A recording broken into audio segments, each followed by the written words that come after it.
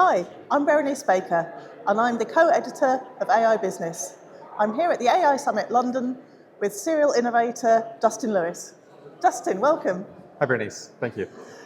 So your most recent role, you were working with BP in their incubation unit. Tell me about that. Yeah, so I led a moonshot factory. We built and invented radical new technologies, and then we built the businesses to surround them. So we had about 15 businesses that we were building. Fantastic. And were they producing technology for BP? For BP and externally commercializable. And it was a range of different technologies for very different industries. So every business touched different industries. They're very diverse. Fantastic. Now you've worked for some of the biggest tech corporations in the world, including Google and Tesla. How important is it for these big multinationals to be as agile in the tech space as some of these smaller startups? Well, as you know, all technology sucks when we first build it, right? The first draft is horrible, and it doesn't work very well. And we build awesome things, and we get product market fit through rapid iteration.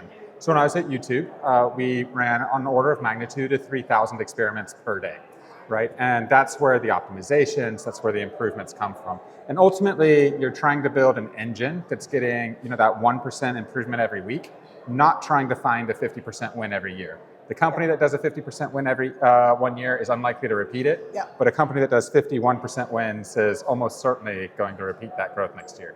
Tell me, you've got a lot of patents, haven't you? Tell me how many, and perhaps highlight a couple that you're really proud of. Oh, sure. So during my 7 years at Google, I did over 450 patents. I also had another couple hundred defensive publications as well. And they ranged from, again, every part of Google. I worked to identify competitive technologies that would give them a sustainable competitive advantage, and protected the things that we actually built and had engineering resources develop them. So a couple examples, technologies relating to, for example, daisy chaining devices for geolocation. So for example, playing a sub-audible sound out of a television, so we can pick it up on a microphone on a phone and determine that that phone's in the same room as the television. Fantastic. And you gave a talk today. What was that about?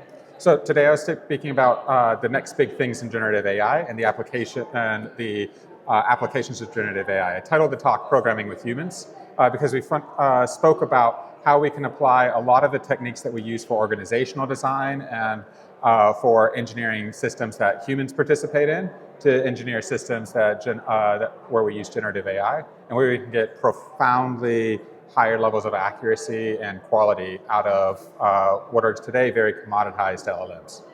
Fantastic. And can you give an example of a project you've worked on using generative AI? Sure. So one of the technologies that we built at BP is called Merge, and they do code reviews as a service.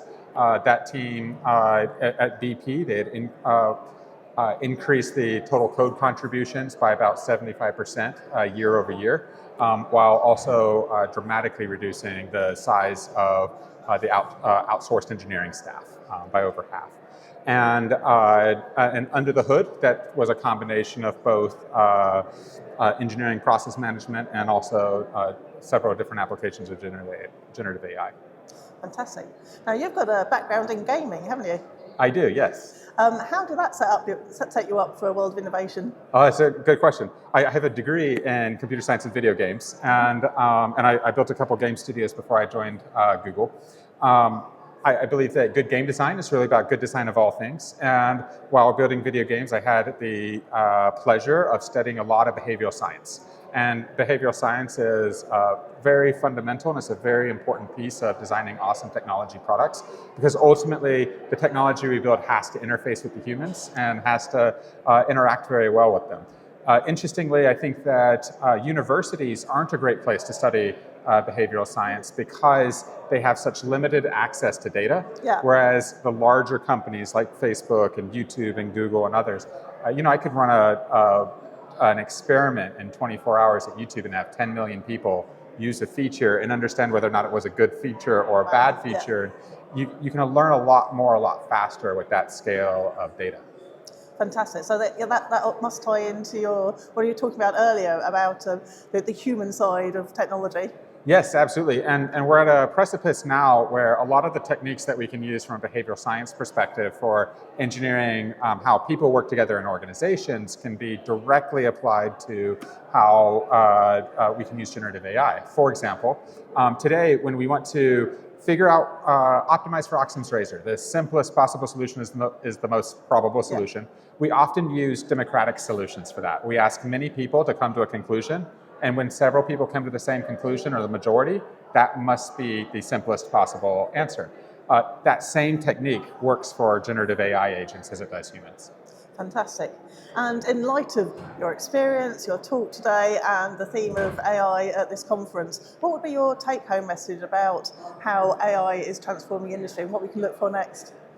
That's a great question. Well, I think that it's very important that we need to build very transparent systems, and we need to be focusing on the application layers that are sitting on top of the commoditized LLMs. Yeah. The reason I'm very worried about a AI winter in the next couple of years. We're going to see companies that are heavily dependent on outsourcing.